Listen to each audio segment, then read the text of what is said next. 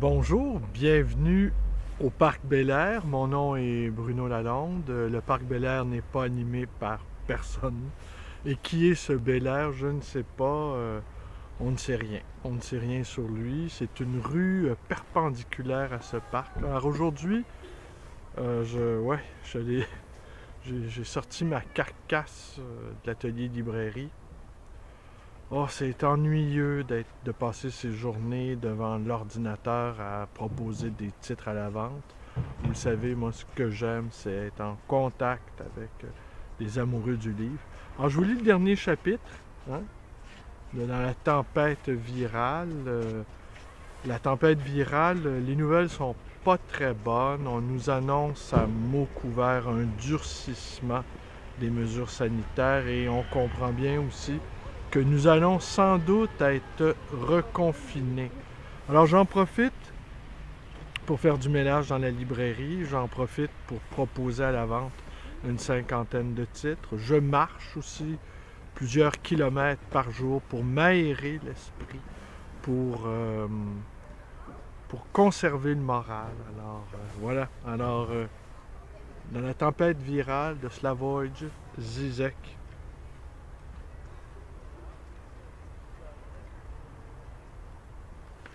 peut-être pas le dernier chapitre au complet, mais quelques passages. 2 messages salutaires reçus d'amis. Je vais me permettre d'ouvrir cet appendice par une petite confession personnelle. J'aime l'idée d'être confiné chez moi, en disposant de tout mon temps pour lire et travailler. Même en voyage, je préfère rester dans une confortable chambre d'hôtel et ignorer tous les charmes du lieu où je me trouve provisoirement. J'attache plus de prix à un très bon texte sur une peinture célèbre qu'à la visite du musée bondé où se trouve la peinture en question. Mais je remarque que cela rend plus difficile l'autoconfinement obligé. Une scène de Ninotchka d'Ernest Lubitsch va me servir, pour la 1e fois, d'illustration. Voulant faire rire Ninotchka, Léon Dalgou lui raconte la blague bien connue du serveur répondant à un client qui a commandé un café sans crème. « Désolé, monsieur, mais nous n'avons plus de café sans crème, seulement du café sans lait. Puis-je vous apporter un café sans lait? » Sur le plan factuel, le client se voit servir le même café. Ce qui change, c'est que ce même café s'accompagne dès lors d'une négation différente. De café avec une absence de crème, il est devenu un café avec une absence de lait. Il en est au fond allé de même de mon isolement, avant que la crise sanitaire ne se déclenche. Ma solitude était un café sans lait. Je disposais de la possibilité de sortir et choisissais tout simplement de ne pas le faire. Désormais, je ne dispose plus que du café simple de l'isolement, qui ne s'accompagne d'aucune négation possible. Mon ami Gabriel Tupinamba, un psychanalyste lacanien qui travaille à Rio de Janeiro, m'a expliqué ce paradoxe dans un mail. Les personnes qui travaillaient déjà chez elles se montrent les plus angoissées et les plus exposées aux pires fantasmes d'impuissance, car leurs habitudes n'ont en rien changé, ce qui ne leur permet pas de circonscrire la singularité de cette situation dans leur vie quotidienne. Sa démonstration est complexe, mais claire. Lorsqu'il ne se produit pas de grands changements dans notre réalité quotidienne, alors même qu'une menace grave plane sur nous, alors cette menace est vécue comme un fantasme spectral qu'il n'est possible de discerner nulle part et qui, pour cette raison même, accède à la toute-puissance. Souvenons-nous que dans l'Allemagne nazie, l'antisémitisme était le plus féroce dans les parties où les Juifs étaient le moins nombreux. C'est que leur invisibilité même faisait d'eux un spectre terrifiant.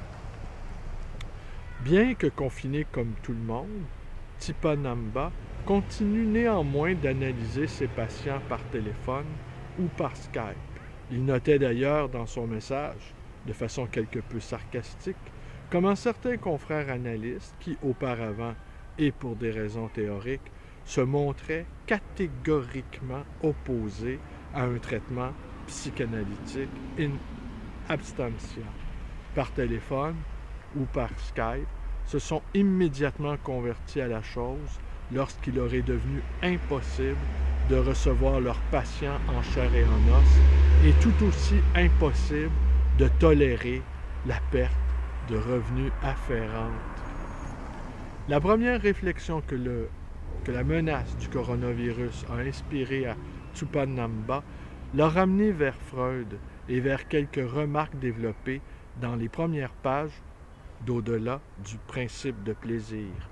L'énigme initiale qu'avait trouvé Freud était, m'écrit Tupinamba, que les soldats blessés sur le champ de bataille se montraient bien mieux en mesure de perlaborer leur expérience traumatique que ceux qui en étaient revenus indemnes.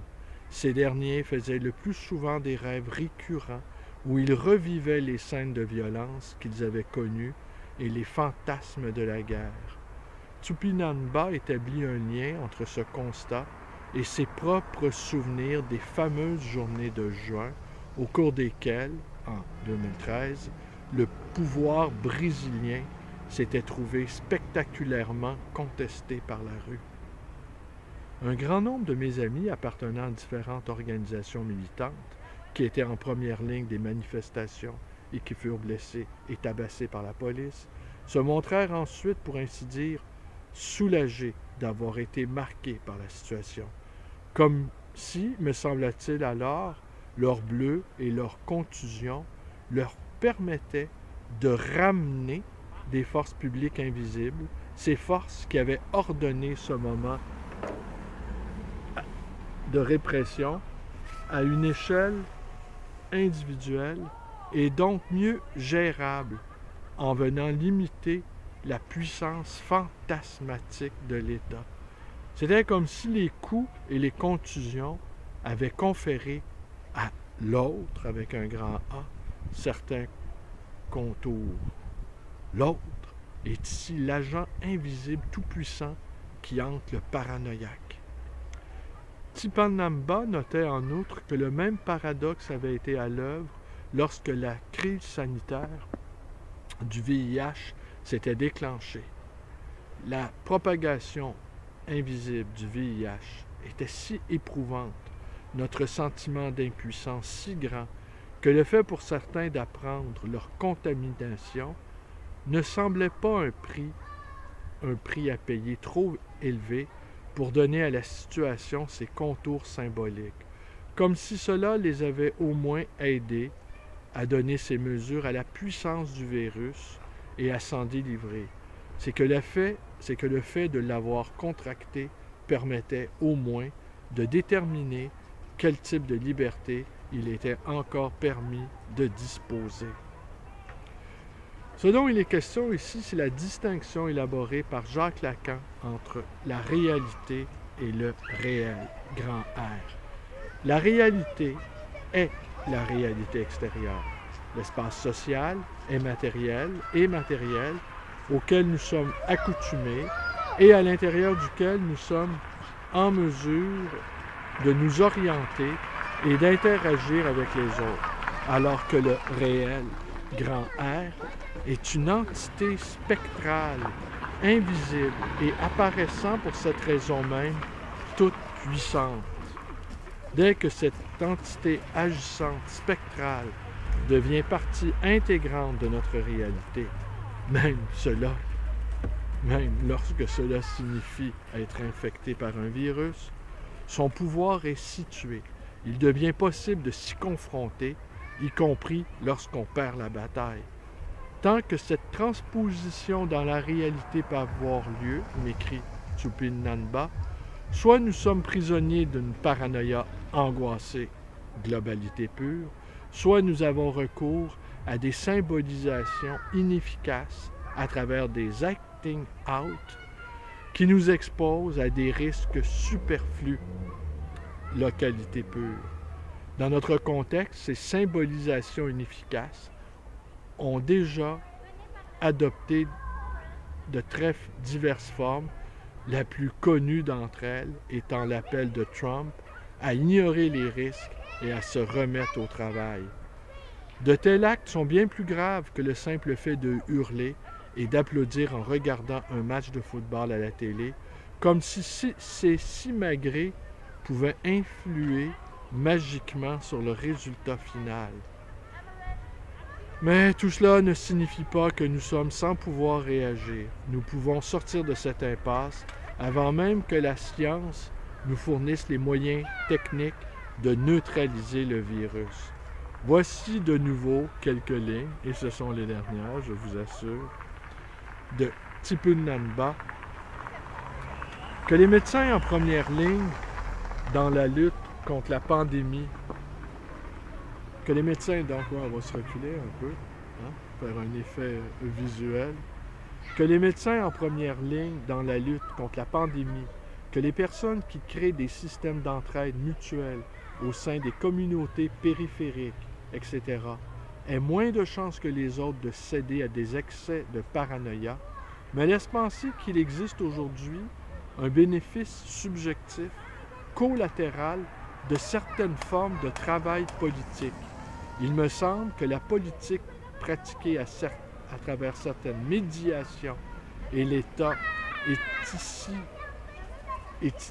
est souvent ici le seul moyen disponible, mais je pense qu'il s'agit là d'une chose contingente, non seulement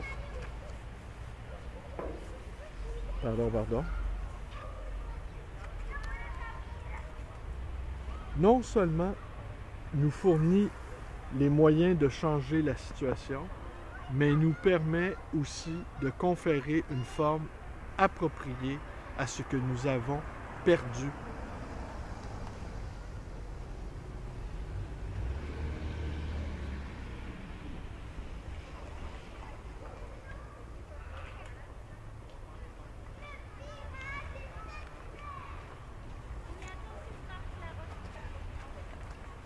Alors, un dernier passage.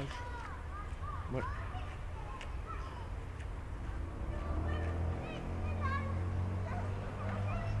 Mais s'en remettre simplement aux écrans ne vous sauvera pas entièrement. La tâche principale consiste à structurer notre vie quotidienne afin de lui conférer stabilité et signification. Voici comment un autre ami, Andreas Rosenfelder, un journaliste allemand travaillant pour Die Welt, décrit la nouvelle attitude adoptée au quotidien qui est en train d'apparaître. On note tout ça. Il me semble qu'il y a quelque chose d'héroïque dans cette nouvelle éthique que l'on constate aussi chez les journalistes. Tout le monde travaille chez soi, jour et nuit, en participant aux visioconférences, en prenant soin des enfants, en leur faisant faire leurs devoirs, sans se demander pourquoi faire cela, pourquoi agir ainsi, parce qu'il n'est plus du tout question de faire de l'argent pour pouvoir partir en vacances, etc., puisque personne ne sait s'il y aura de nouveau des vacances, s'il y aura à nouveau de l'argent. C'est l'idée d'un monde où vous avez un appartement, des produits de première nécessité, comme la nourriture et l'eau, l'amour d'autrui, et une tâche qui importe réellement aujourd'hui plus que jamais. L'idée qu'il faudrait plus semble désormais irréelle. Je ne peux imaginer meilleure description de ce qu'on devrait appeler, sans honte, une vie non aliénée, une vie décente, et j'espère que cette attitude survivra une fois la pandémie derrière nous. Ah ben oui. Concernant les vacances, il s'agit, je dirais, d'un petit commentaire anecdotique.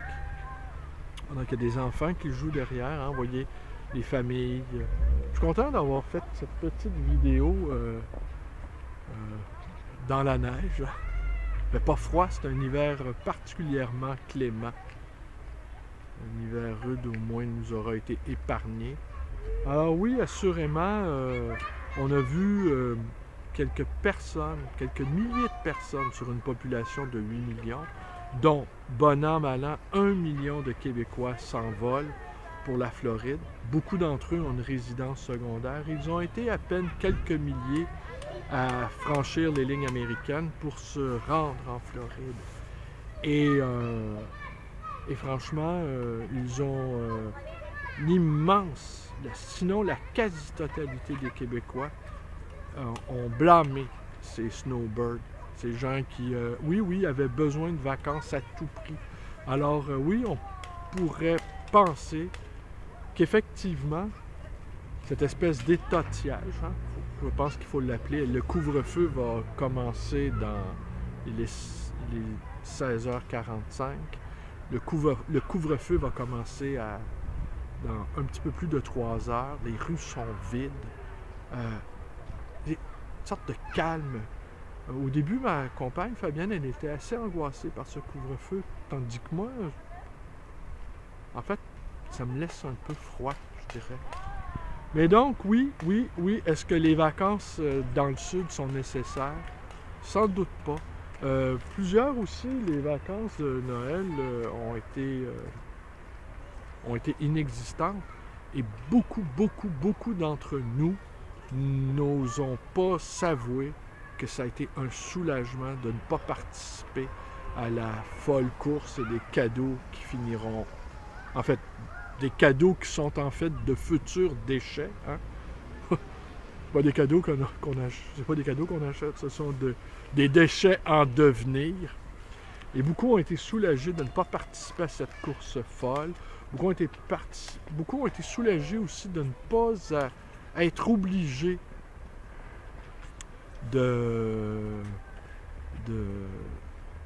participer à des soirées pénibles où on est obligé de rencontrer des gens qu'on ne fréquente pas à l'année. Alors beaucoup en ont éprouvé finalement une sorte de soulagement. Or, il se pourrait bien que ce coronavirus, finalement, malgré son lot de souffrance, malgré son lot de pertes, pourrait s'avérer, somme toute, peut-être, bénéfique pour beaucoup d'entre nous. En tout cas, je conclus cette 6e vidéo consécutive. Je me suis engagé à être avec vous, la petite poignée qui écoutait mes vidéos. Je me suis engagé donc à être avec vous jusqu'au 8 février inclusivement. Alors aujourd'hui, j'ai voulu créer un peu de variété. La nuit tombe tôt dans nos pays boréales. Alors je vous remercie d'être avec moi. Portez-vous bien. Vous connaissez la suite. Vous pouvez vous abonner à ma chaîne. Vous pouvez également, mais non, vous ne pouvez pas me rendre visite à l'atelier librairie, le livre voyageur, situé sur la rue Bélanger, dans le quartier Villeray. Vous pouvez passer devant la vitrine, cependant. Vous pouvez voir les livres que je dispose sur les tables.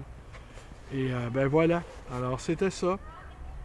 Dans la tempête virale. Ah oui, on annonce une tempête de neige dans les prochains jours. Ouais, c'est vrai que mon ordinateur, peut-être... je vais réfléchir à ça. Est-ce que je pourrais...